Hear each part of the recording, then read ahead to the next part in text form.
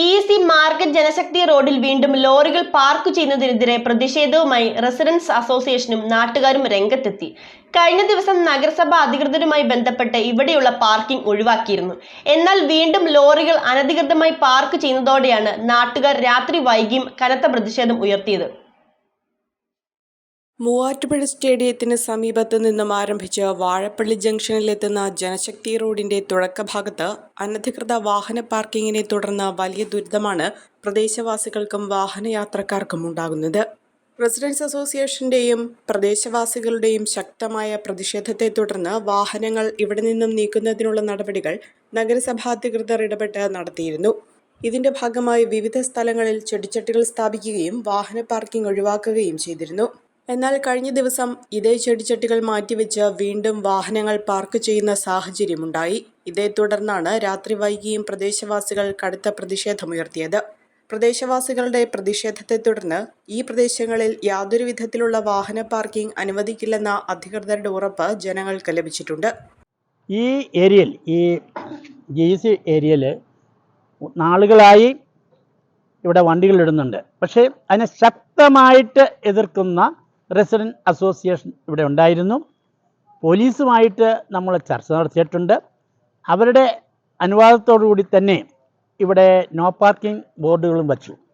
പക്ഷേ അതിനെയെല്ലാം ധിക്കരിച്ചുകൊണ്ടാണ് ഇവിടെ ചില ആളുകൾ ഞങ്ങൾ വണ്ടിയിടും, നിങ്ങൾ എന്ത് ചെയ്യും എന്നുള്ള ഒരു ചോദ്യവുമായിട്ട് മുന്നോട്ട് വന്നിരിക്കുന്നത്.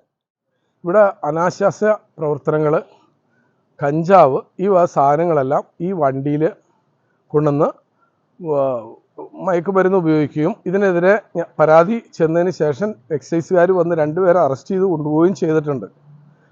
ഇങ്ങനെയുള്ള സാഹചര്യത്തിൽ ഞങ്ങൾ ആ ലോറി കിടന്നിരുന്ന സ്ഥലത്ത് ഞങ്ങൾ മുനിസിപ്പാലിറ്റിക്കാരും മെമ്പർമാരും പോലീസിലും അറിയിച്ചുകൊണ്ട് ഞങ്ങളവിടെ ഡ്രമ്മ് വെച്ച് ചെടികൾ നട്ടു.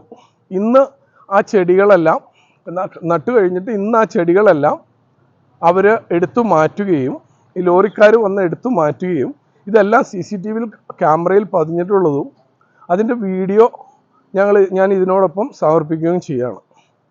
അതുകൊണ്ട് എന്തൊക്കെ വന്നാലും ഇനി മുതൽ ഇവിടെ പാർക്ക് ചെയ്യാൻ വന്നു കഴിഞ്ഞ് കഴിഞ്ഞാൽ ഞങ്ങൾക്ക് ബുദ്ധിമുട്ടാണ്. ഞങ്ങൾ അതിനെതിരെ ശക്തമായ നടപടിയുമായിട്ട് മുന്നോട്ട് പോകും. വാഹന പാർക്കിംഗ് വലിയ പ്രശ്നങ്ങളാണ് ഈ പ്രദേശത്ത് സൃഷ്ടിച്ചിരുന്നത്.